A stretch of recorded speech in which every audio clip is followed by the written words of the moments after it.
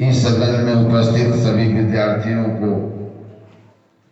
गणित के प्रति रुझान दिन प्रतिदिन बढ़े, इस पवित्र कामना के साथ आज की सदन की शुरुआत होती है, जिसमें गणितीय संक्रियाओं के ऊपर की जाने वाली संक्रियाओं के बारे में चर्चा होगी और यह भी उसमें चर्चा होगी कि उन संक्रियाओं का हमारा वास्तविक जीवन से जुड़े हुए किस प्रकार की समस्याओं में समाधान करने में उपयोग किया जाता है, अर्थात उनके एप्लीकेशन की चर्चा होगी। तो आइए गणित की सदन पूरे मन उमंग और पूरे उत्साह के साथ हम शुरुआत करते हैं, लेकिन आपका जोरदार तालियों के साथ।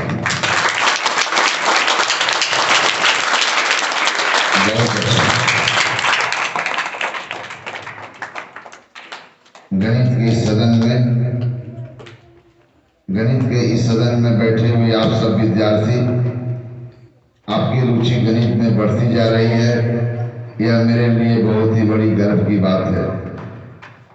हम सबों की यही कोशिश है कि गणित विषय जिसको लेकर के हमारे अंदर में अनेक प्रकार का भय और भ्रांतियां हैं, उन भय और भ्रांतियों को हम यहाँ पर दूर कर रहे हैं और दूर करते हुए यह महसूस कर रहे हैं कि गणित बहुत ही सरल और रोचक विषय है।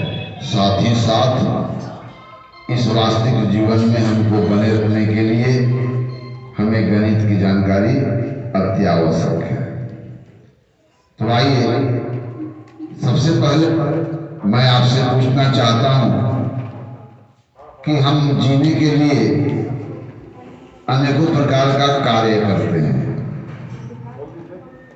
उसी प्रकार गणित में हम संख्याओं के साथ अनेकों प्रकार की क्रियाएं करते हैं।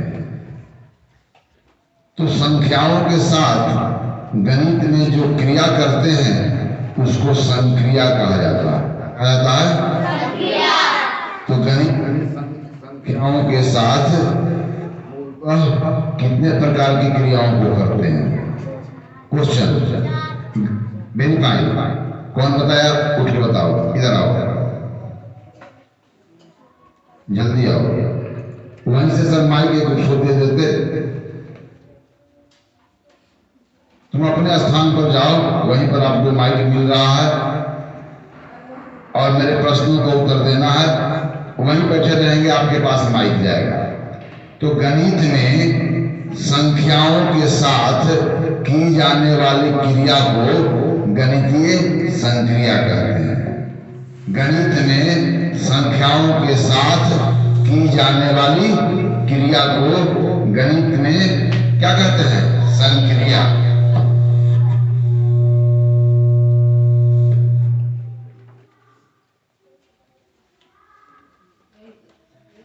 संख्याओं के साथ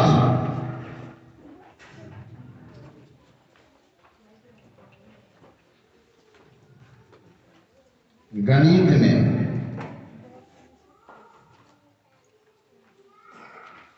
की जाने वाली क्रिया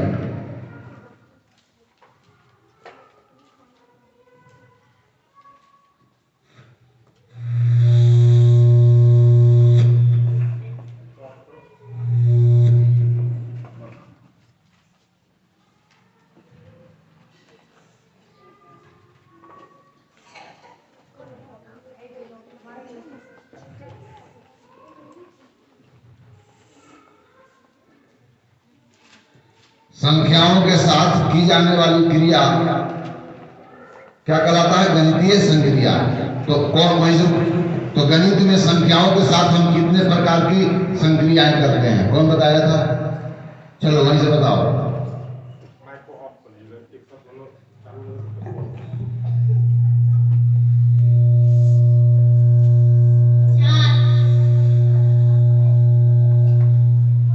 गणित में संख्याओं के साथ 4 प्रकार की संक्रियाएं होती है। उन चारों संक्रिया का नाम बताओ।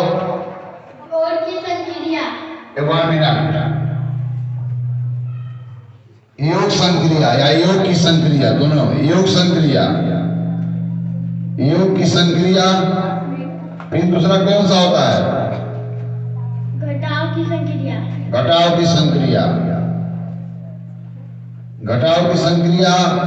फिर तीसरा कौन होता है? गुणा की संक्रिया। गुणा की संक्रिया। फिर कौन होता है? भाग की संक्रिया। वेरी फाइन, भाग संक्रिया। बैठ जाओ। तो संख्याओं के साथ जो भी हम क्रिया करते हैं, उन क्रियाओं को हम गणितीय संक्रिया करते हैं, और 4 ही प्रकार की संक्रियाएं होती हैं, राइट?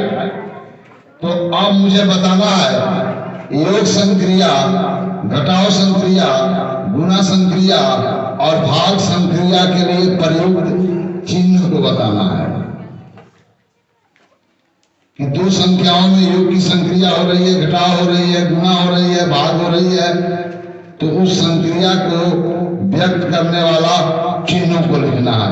ये क्लास 1 क्लास 2 का बच्चों के लिए है। कौन बताएगा? तुम बताएगा? क्लास किस क्लास में हो? 2 क्लास में हो।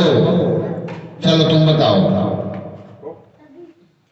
यहां चिन्ह को लिखना है। योग संक्रिया, घटाव संक्रिया, गुणा संक्रिया और भाग संक्रिया के लिए प्रयुक्त चिन्ह यहां पर लिखो। योग संक्रिया के लिए, घटाव संक्रिया के लिए, गुणा संक्रिया के लिए, भाग संक्रिया के लिए। वेरी फाइन, सही लिखा है। ठीक, ताली बजाओ। तुम किस क्लास में पढ़ते हो? Very fine. तो गणित में संख्याओं के साथ मूल रूप से 4 ही प्रकार की संक्रियाएं होती है, जिसको योग संक्रिया, घटाव संक्रिया, गुणा संक्रिया, भाग की संक्रिया। In English addition operation, subtraction operation, multiplication operation and division operation. बहुत अच्छा। तो गणित में हम संख्याओं के साथ 4 ही प्रकार का संक्रिया करते हैं, और चारों संक्रियाओं का उपयोग हम वास्तविक जीवन से जुड़े हुए समस्याओं के समाधान में करते हैं।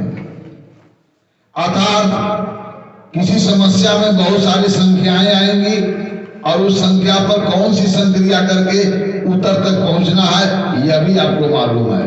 चलिए, यहाँ पर मैं एक समस्या रख रहा हूं, और उस समस्या के अंतर्गत संख्याओं की चर्चा होगी, और संख्याओं की चर्चा होगी तो आपको बताना है कि उत्तर प्राप्त करने के लिए उन संख्याओं के बीच कौन सी संक्रिया करनी होगी।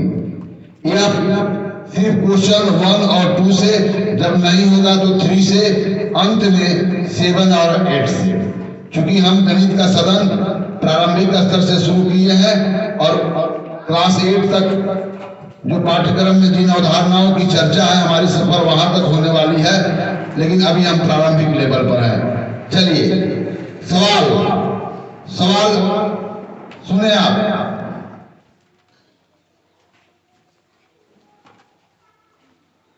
राजू के पिताजी ने उसमें संख्याओं की चर्चा होगी, आप नोट कर लेंगे। राजू के पिताजी ने राजू को 270 रुपया दिया, तथा उनकी माता ने उनको 30 रुपया दिया। अब आप बताएं कि राजू के पास कुल कितने रुपए हो गए। तो यह दिखाई वाली इस समस्या के अंतर्गत हमें बताएं कि राजू के पिताजी ने 270, राजू के माता ने 30 रुपया। तब अब बताएं कि राजू के पास कुल कितना रुपया। तब मैं 1 by 1 इस समस्या में किन 2 संख्याओं की चर्चा हुई है, क्लास 1 क्लास 2 बताएं। इस समस्या में किन 2 संख्याओं की चर्चा हुई है, कौन बताएगा? राजू के पिताजी ने राजू को 270 रुपया दिया, और राजू के पिताजी ने राजू को 270 रुपया दिया, राजू के माता ने 30 रुपया दिया। अब मुझे बताएं कि राजू के पास कुल कितने रुपए हैं, अब यह बताना है। तो मुझे अब बताओ कि इस समस्या में किन दो संख्याओं की चर्चा हुई है? कौन बताएगा? हाथ उठाओ।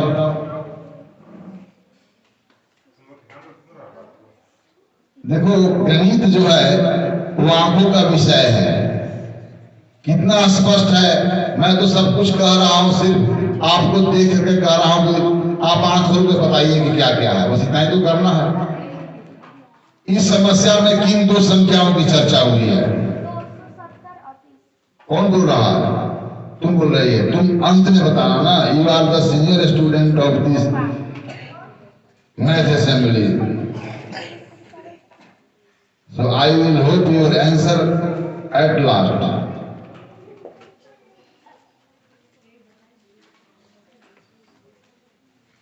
कौन बताएगा? राजू के पिताजी ने राजू को 270 रुपया दिया, राजू के माता ने 30 रुपए। तब राजू के पास कुल कितने रुपए? पहला सवाल कि इनमें किन दो संख्याओं की चर्चा हुई है और उन संख्याओं के ऊपर कौन सी संक्रिया करके हम तब तक पहुंचना है, सिर्फ यही जानना है। कौन बताएगा? बोलो।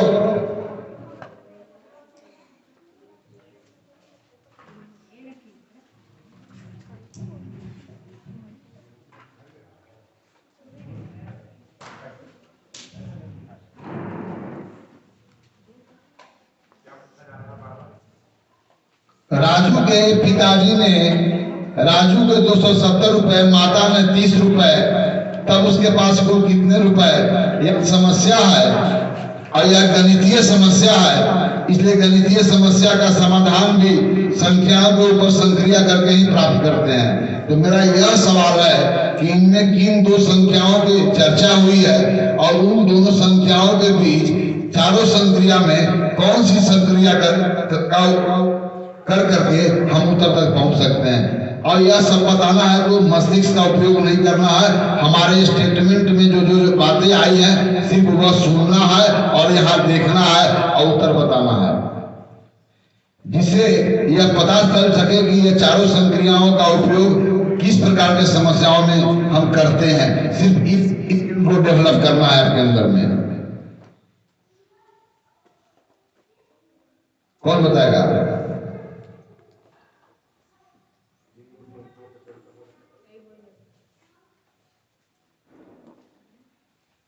चलो तुम्हें बताओ,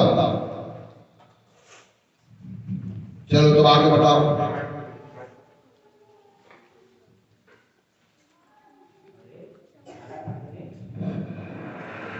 भागा की संक्रिया, जोड़ की संक्रिया। तुम बैठ जाओ, चलो इसको बताओ। 270 और 30 के बीच में योग की संक्रिया की गई है। करेंगे बताओ। तो यहाँ पर इस समस्या के समाधान में इस समस्या के समाधान में किन दो संख्याओं की चर्चा की गई है? दीजिए ना, माइक दीजिए, बोलो। 270 और 30 और उसके बीच कौन सी संक्रिया करेंगे? योग की। चलो आओ इसी चीज को यहाँ पर बोर्ड पर करके दिखा दो।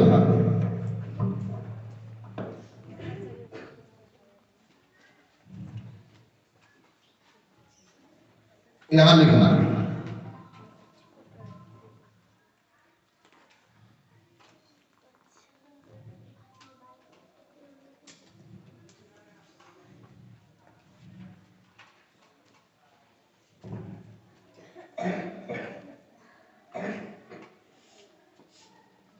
चलो बड़ा लिख दो। ये 270 लिखी है बड़ा, मैं इसको बड़ा लिख देता हूं ताकि तुम बैठे हुए बच्चों को दिखाई दे।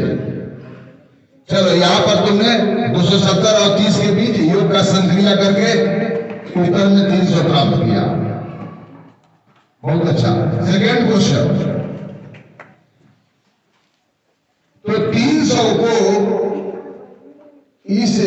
क्या कहेंगे? 300 को क्या कहा जाएगा? 270 और 330 के बीच योग को क्रिया करने के बाद आपने जो संख्या को प्राप्त किया उसे क्या कहा जाएगा? योग। Very fine. चलिए, तो यहां पर आपको पता चला कि इस जो हमारी समस्या है, यह पार्टिकुलर प्रॉब्लम जो था राजू के पास, राजू के पिताजी के द्वारा राजू को 270 रुपया मिलना, माता के द्वारा 30 रुपया प्राप्त करना, और फिर राजू के पास कुल कितना रुपया हो गया? तो आपने 300 प्राप्त किया। यहाँ दो संख्या के ऊपर योग का संक्रिया करके उत्तर तक पहुंचा है। समझ गए ना? चलिए सेकेंड छोटा सवाल। किसी आदमी के पास, सुनना, किसी आदमी के पास 425 रुपए थे। वह मेला गया, मेला में उसने 300 रुपया खर्च किया। आप बताएं, व्यक्ति ए के पास 425 रुपया था, मेला में वह गया 300 रुपया खर्च किया, तो बताएं कि अब व्यक्ति ए के पास कितने रुपए शेष है, या अब कितने रुपए है खर्च करने के बाद? क्वेश्चन, इस समस्या में किन दो संख्याओं की चर्चा की गई है?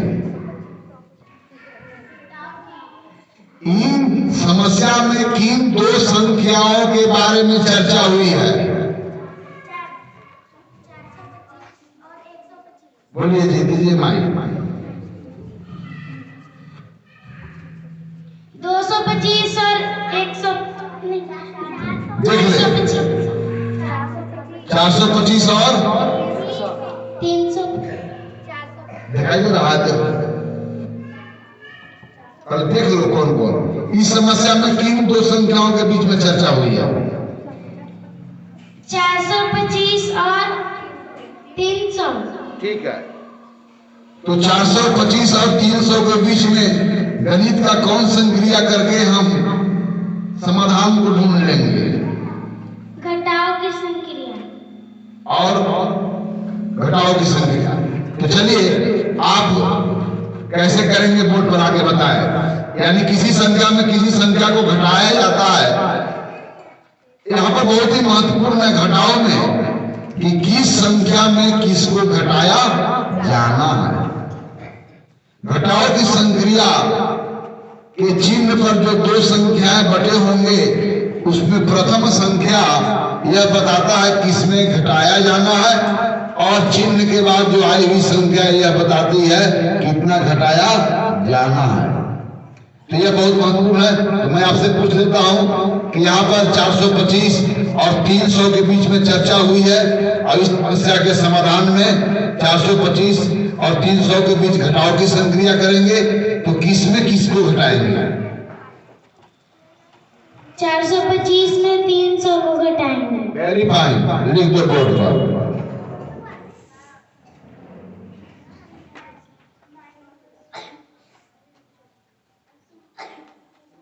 तो 425 जब 300 घट जाएगा तो घट करके कहां पहुंच जाएगा?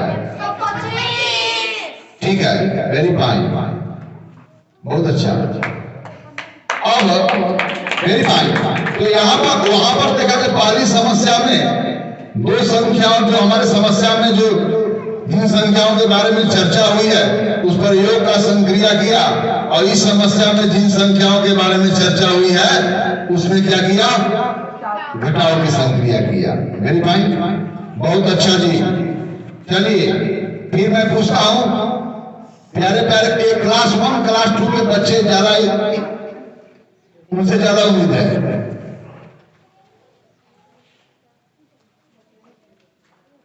चलिए, एक विद्यार्थी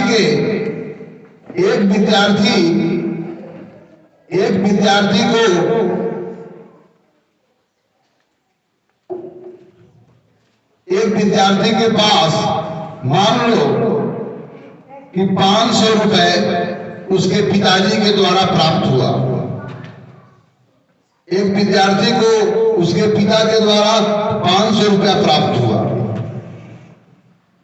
उसने 300 रुपए की किताब खरीद ली। अब बताओ, विद्यार्थी ए के पास 500 रुपया प्राप्त हुआ और 300 रुपया का उसने पुस्तक खरीद ली, तो बताओ विद्यार्थी ए के पास कितने रुपए शेष बचे। क्वेश्चन, इस समस्या के अंदर किन दो संख्याओं के बारे में चर्चा हुई है? चलिए पीछे दीजिए माइक जी।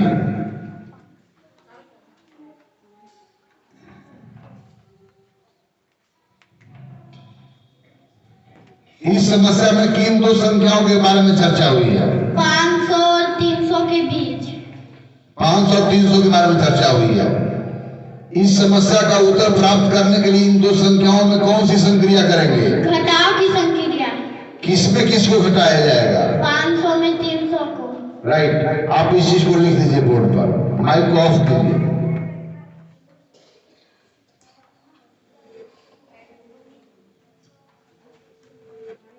आप किस क्लास में पढ़ते हो? 3 में। चलो लिखो।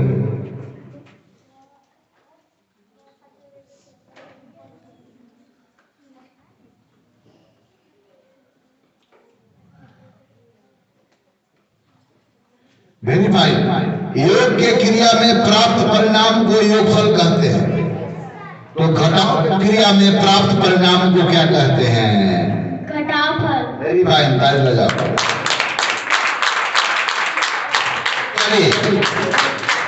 अब एक और सवाल है।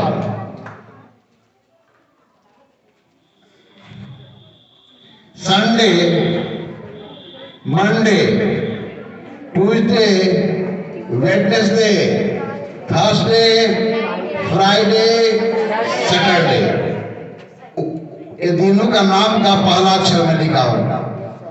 क्योंकि गणित में बात बहुत लंबी होती है, लेकिन लंबी बात को संक्षिप्त रूप में लिखने के लिए हम संकेतों का सहारा लेते हैं। देखो, संख्याओं को हम संकेतों में ही व्यक्त करते हैं, इसलिए गणित में सिंबल्स का बहुत ही महत्व है। इसलिए आज से ही सिंबल का महत्व को समझना शुरू करें कि पूरी बात को जो हम शब्दों में कहते हैं और हम गणित संख्याओं का उपयोग करके बहुत ही संक्षिप्त रूप में उसे व्यक्त कर सकते हैं। चलो, एक विद्यार्थी जो है वह मिला गया वहां से, जिसको हम लोग स्थानीय भाषा में अखमुंदी बोलते हैं। क्या बोलते हैं? मतलब एक विशेष प्रकार के कंटेनर होता है, उसमें छिद्र होते हैं, उसके द्वारा आप पैसे को डाल दे तो फिर निकाल नहीं सकते। चलिए, विद्यार्थी ने मेला से अखमुंदी लाया और उस अखमुंदी में रोज रोज पैसा जमा करता है। संडे को उसने 20 रुपया जमा किया, मंडे को उसने 20 रुपया जमा किया, ट्यूसडे को उसने 20 रुपया, इस तरह से सभी दिन जो लिखे हुए हैं उस रोज 20 रुपया। राइट, संडे से शुरुआत करता है और सैटरडे तक रोज रोज इस अखमुंदी में क्या डालता है कि नहीं डालता है? रोज रोज इसमें डालता है। समझे कि नहीं समझे? और मुझे बताएं कि उसके अखमुंदी में कुल कितने रुपए हैं? तो यहाँ पर यह जानना है कि इसमें कौन सी संक्रिया की चर्चा हुई है, संख्या की, उस संख्या पर कौन सा आपने विशेष संक्रिया किया है और उत्तर तक पहुंचा है। कौन बताएगा? चलो तुम बताओ।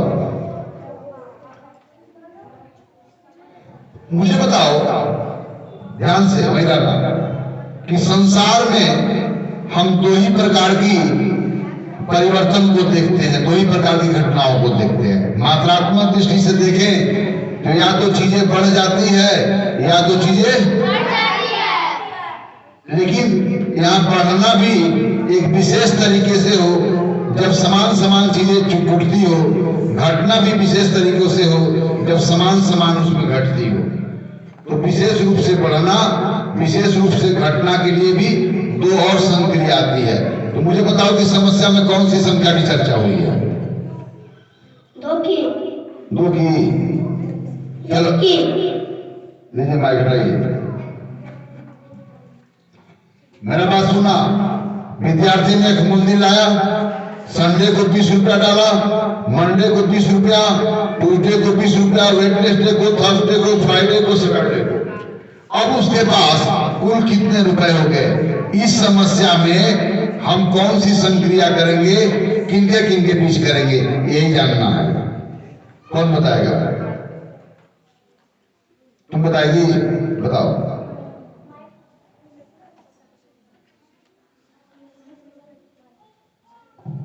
20 और 7 के बीच में। कौन सी संक्रिया? गुणा की संक्रिया। क्यों गुणा की संक्रिया आप करेंगे?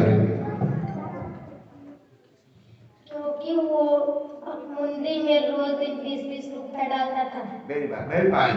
यानी कि समान समान संख्या बार बार इसमें जुट रही है ना, तो समान समान संख्या बार बार जुट रही है, इसलिए कौन सा संक्रिया का प्रयोग करेंगे? गुणा की। आइए किन दो संख्याओं के बीच में गुणा का संक्रिया करेंगे?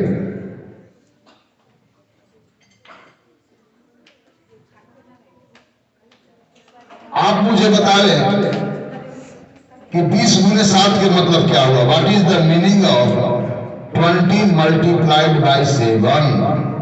20 को अपने आप से 7 बार जोड़ना। तो चलिए, यह तो संक्षिप्त रूप में लिखा हुआ है और इसका विस्तार रूप लिखे। 20 गुने 7 का विस्तार रूप वास्तव में वो बड़े रूप में था।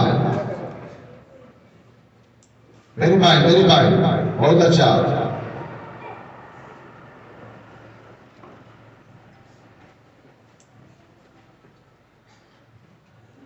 चलिए, वास्तव में क्या हो रहा है कि इनके अखमुंदी में रोज रोज समान समान संख्याओं को जोड़ने की जरूरत पड़ गई है। यहाँ पर इस समस्या में किसी संख्या को अपने आप से बार बार जोड़ी जा रही है। किसी संख्या में एक ही साइज के समूह को बार बार जोड़ रहे हो, तो इस विशेष प्रकार को हम गुणा के रूप में लिखते हैं। अर्थात इसका संक्षिप्त फॉर्म क्या होगा?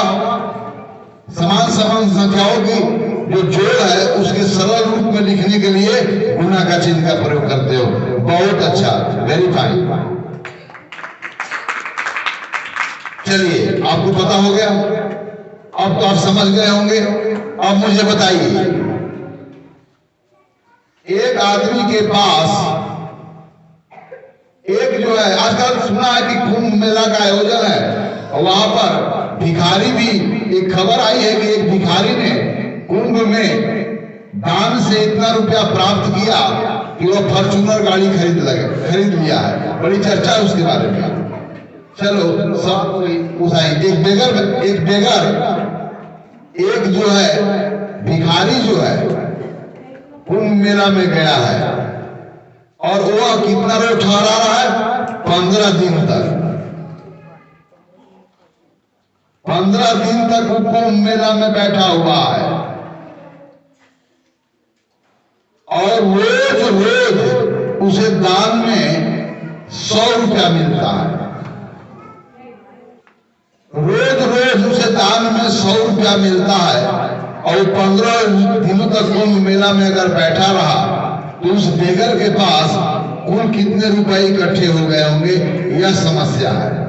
तो इस समस्या में कौन कौन सी संख्याओं की चर्चा है और उसके ऊपर कौन सी संक्रिया करेंगे, यही बताना है।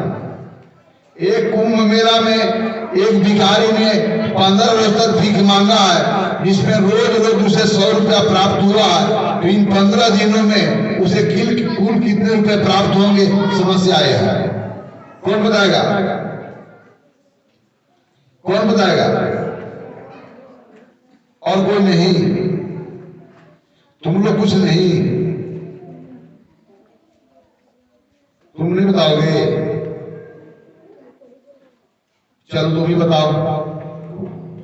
1500। कौन कौन सी संख्या की चर्चा हुई है इस समस्या में?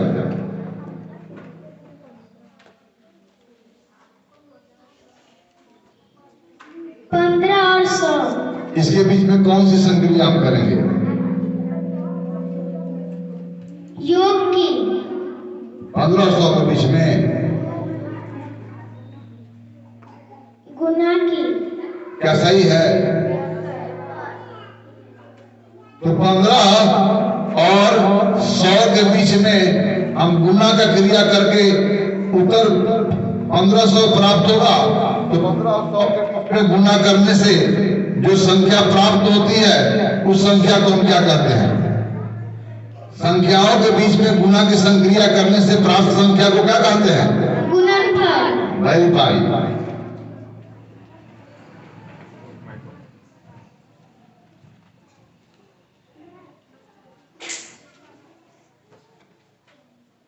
एक चक्का में तीलियों की संख्या 1 2 3 4 5 6 7 8 9। एक चक्का में तीलियों की संख्या 9 है। यदि हमारे पास ऐसे 20 चक्के हो, ऐसे हमारे पास 20 व्हील्स हो और प्रत्येक में 9 स्पॉक्स हो, 9 तीलियां हो और हमारे पास 20 चक्के हों, तो इन 20 चक्कों में कुल कितनी तीलियां होंगे इस बात का पता करना हो तो कौन कौन सी संख्याओं में कौन सी संक्रिया होगी? बताओ।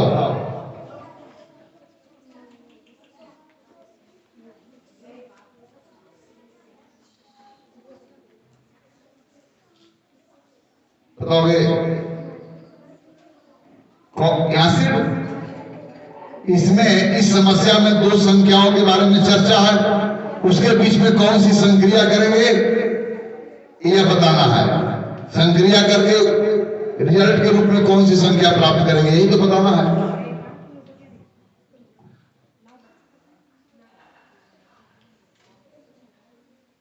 बता सकते हो? चलो बताओ।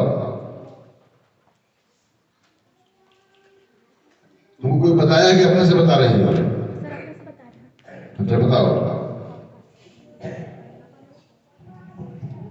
गुना की संक्रिया की गई है। किसके किसके बीच में? 20 और 9 के बीच में। करके देखो।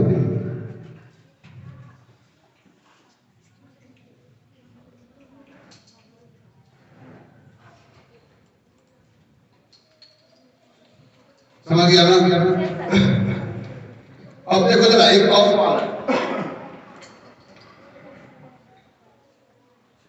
किसी स्कूल में 100 विद्यार्थी हैं और प्रत्येक विद्यार्थी को पुरस्कार में 20 रुपया दिया जाना है। तब 100 बच्चों को पुरस्कार में कुल कितने रुपए की आवश्यकता होगी जबकि प्रत्येक बच्चों को 20 रुपया दिया जाना है?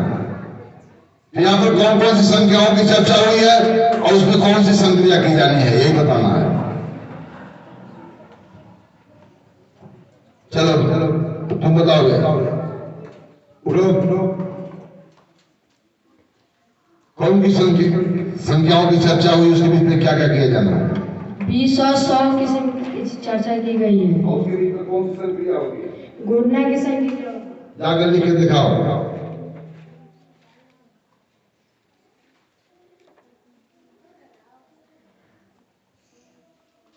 दिखाओ।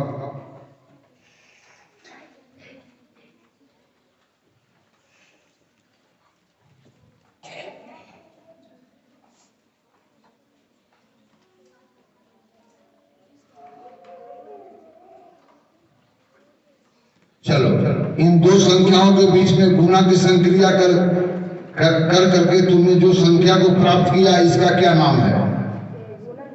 बहुत अच्छा, ताली बजा दो।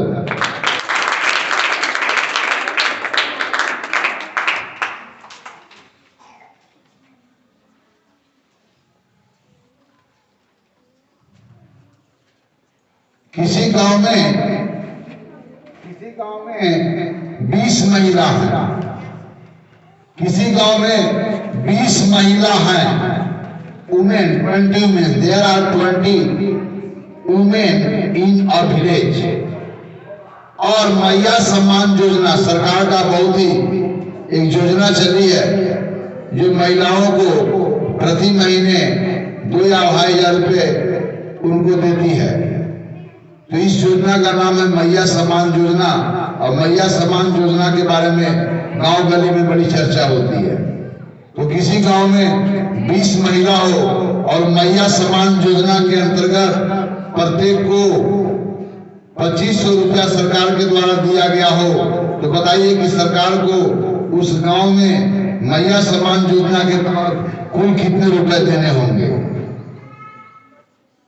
किसी गांव में 20 महिला है, सरकार की तरफ मैया सम्मान योजना के अंतर्गत प्रत्येक महिला को 2500 रुपया मिला, तो इस तरह से सरकार के द्वारा उस गांव में कितने रुपए जो है मैया सम्मान योजना के तहत दिया गया।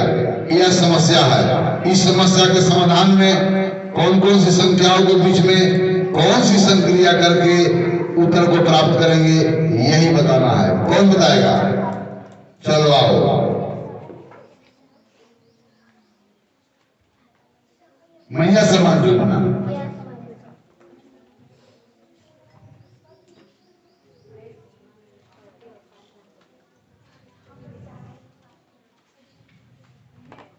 क्या मैया सम्मान योजना के अंतर्गत राशि सरकार दे रहा है 2500? ये विरोधी वाले हैं जी। देखिए घटा करके 250 रुपया कर दिए। कितने पूरे आदमी हैं? अभी भी तो आप तो कितना? चलिए आप हमेशा आपकी दृष्टि कहीं और रहती है। कौन लिखेगा? चलो आओ।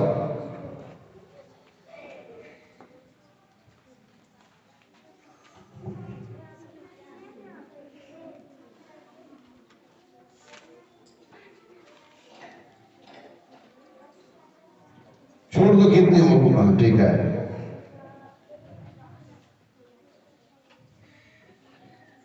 चलो मैया सम्मान योजना के अंतर्गत सरकार को उस गांव में कितनी राशि देने की आवश्यकता हुआ बता सकते हो? तो इसको पढ़ने के लिए भारतीय संख्यांकन पद्धति में पहले 3 अंक 2 अंक इसी बारे में चर्चा होगी। तो ये कितना रुपया हो गया? कितना रुपया हो गया? 5 लाख रुपया।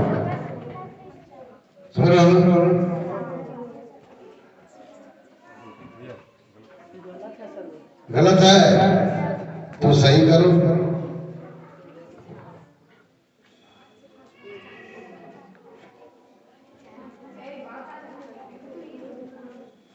उसमें थोड़ा देखिए, उसमें सुनो पूरा गलत था, एकदम सब गलत था, थोड़ा सा गलत था ना, उतना ही मिटाना चाहिए।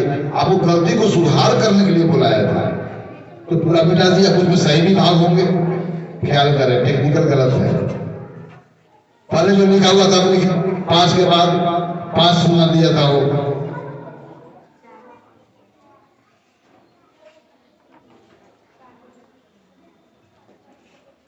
क्या भारतीय संख्यांकन पद्धति में इस तरह से लिखा जाता है?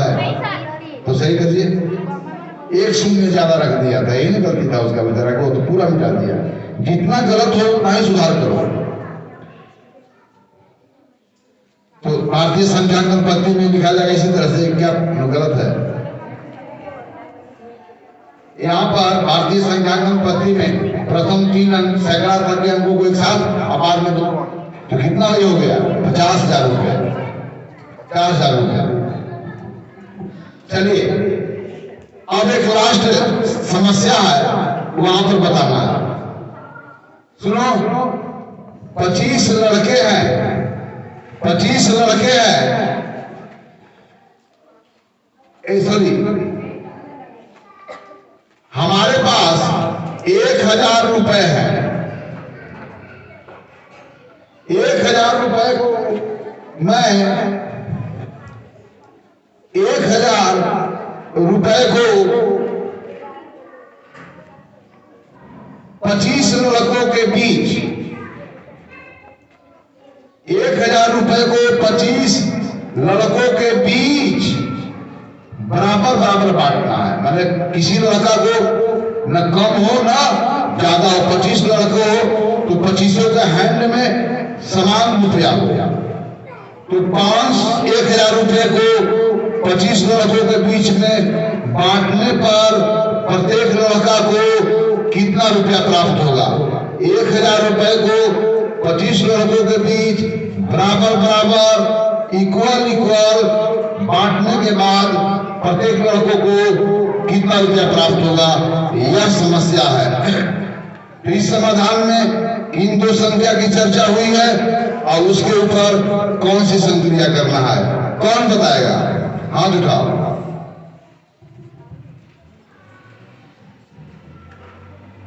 Who is able to answer this very simple problem? 1,000 is to be distributed among 25 boys equally. Then how many rupees each boy has? Very easy question. 1,000 रुपए को 25 लड़कों के बीच में बराबर बराबर बांटने के बाद प्रत्येक लड़कों को कितना रुपया प्राप्त होगा, यह समस्या है। और इस समस्या में which number are to be discussed and what operation we need to do between them and what result we will get. बहुत सीधा सा है। कौन बताएगा? तुम बताएगा? चलो आओ।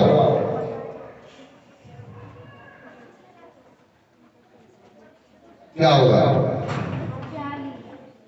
आप तो सीधे पहले बताना किन संख्याओं के बीच में कौन सी संक्रिया करके और किस उत्तर तक हमने पहुंचा। 1,000 और 25 के बीच में कौन सी संक्रिया?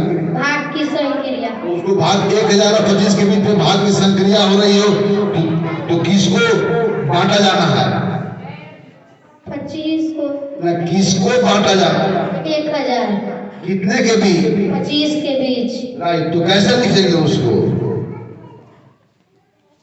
नहीं एक बांटिए मत।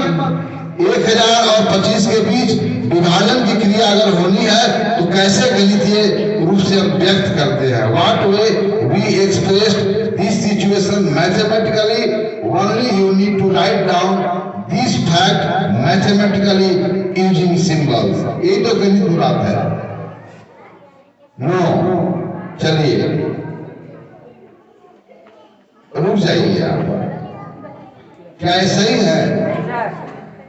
दो संक्रिया है घटाव और भाग, जिसमें बहुत ही महत्वपूर्ण है कि किसमें किसको घटाया गया और किसमें किससे गुणा किया गया।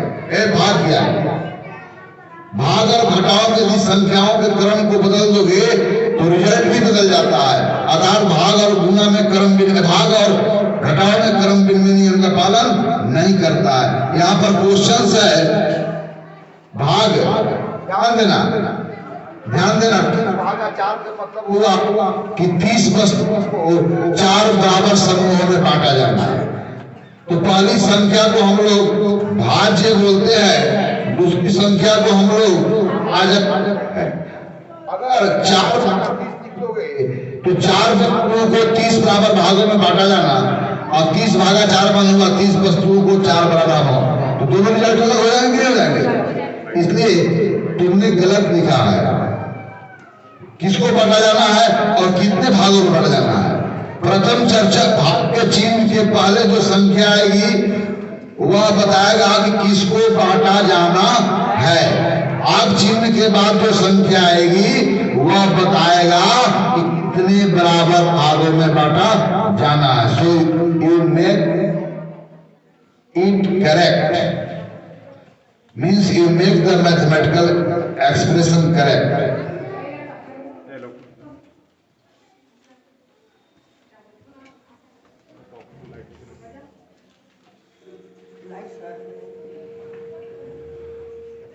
चलो भाग न करोगे तो पता कुछ होगा ना, कितना हो जाएगा? 40। Very good. तो देखिए 1,000 और 25 के बीच में भाग की संक्रिया करके हमने 40 को प्राप्त किया, तो इस विशेष संख्या 40 को इस संक्रिया में क्या कहा जाता है? चलिए 1000 को क्या कहा जाता है? बोलिए। भाज्य। भाज्य माने जिसका बंटवारा की जानी है। कितने भागों में बांटी गई है? 25 को हम लोग क्या बोलेंगे? भाजक। और भाग की क्रिया संपन्न होने के बाद जो परिणाम को हम प्राप्त करते हैं उस परिणाम का क्या नाम है? भागफल। राइट। तो क्या 25 भागा 1000 अगर है तो इसका मतलब है कि 25 को 1000 भागों में बांटा जाना और 1000 भागा 25 में 1000 को 25 भागों में बांटा जाना। तो क्या 25 भागा 1 और 1000 भागा 25 दोनों बराबर होगा? दोनों रिजल्ट अलग अलग होंगे। अब देखिए 20 में आप 4 निकाले, कुल 20 है। इसको 20 बोलते हैं माइन्यूएंड का मतलब होता है जिसमें चीजें घटाई जाती है। इसको बोलते हैं सब्सट्राहेंड, है ना। इसको बोलते हैं वियोजक, है ना हिंदी में। और रिजल्ट जो मुझे मिलता है वह क्या होता है? 16। इसको बोलते हैं डिफरेंस। तो क्या 20 में 4 घटाने के बाद और 4 में 20 घटाने के बाद दोनों बराबर होंगे? इसलिए गणित में 2 संक्रियाएं ऐसी है, भाग और घटाव की संक्रिया, जिसमें संख्याओं को बदल देने से रिजल्ट भी क्या होते हैं? बदल जाते हैं। लेकिन योग की संक्रिया और गुणा की संक्रिया में संख्याओं का क्रम चिन्ह पर बदल देने से रिजल्ट में कोई परिवर्तन नहीं आता है, क्योंकि 3 से 4 अधिक उतना ही है जितना 4 से 3 अधिक। दोनों गणितीय यात्राओं में आप 7 तक ही पहुंचोगे। 3 गुणे 4 मतलब 4 के समूह हो। 3 समूह हो 4 का बना हुआ और यहाँ पर 4 समूह हो 3 का बना हुआ, तो कुल उसमें वस्तु की संख्या बराबर होगी। क्योंकि 3 समूह हो 4 का बना हुआ तो कुल 12 होंगे। यदि 4 का समूह हो 4 समूह हो 3 का बना हुआ तो यहाँ भी 12 होंगे। अर्थात संख्याओं को क्रम बदल देने से गुणनफल में कोई परिवर्तन नहीं होता है, योगफल में कोई परिवर्तन नहीं होता है। लेकिन घटाव में और भाग में संख्याओं को क्रम बदल देने से भागफल और घटावफल भी बदल जाते हैं। इसलिए जब आप घटाव की क्रिया कर रहे हो और आप जब भाग की क्रिया कर रहे हो तो हमेशा इस बात को ध्यान देना है कि किसमें किसको घटाया जाना है और किसमें किससे भाग दिया जाना है। एक गुणा की संक्रिया में किसको बार बार जोड़ा गया है वहां पर ज्यादा महत्वपूर्ण नहीं है। मल्टीप्लायर मल्टीप्लिकेंट का ऑर्डर बदल देने से प्रोडक्ट बदलता नहीं है। हम लोग we will get same product no matter we change the order of numbers in multiplication और एडिशन।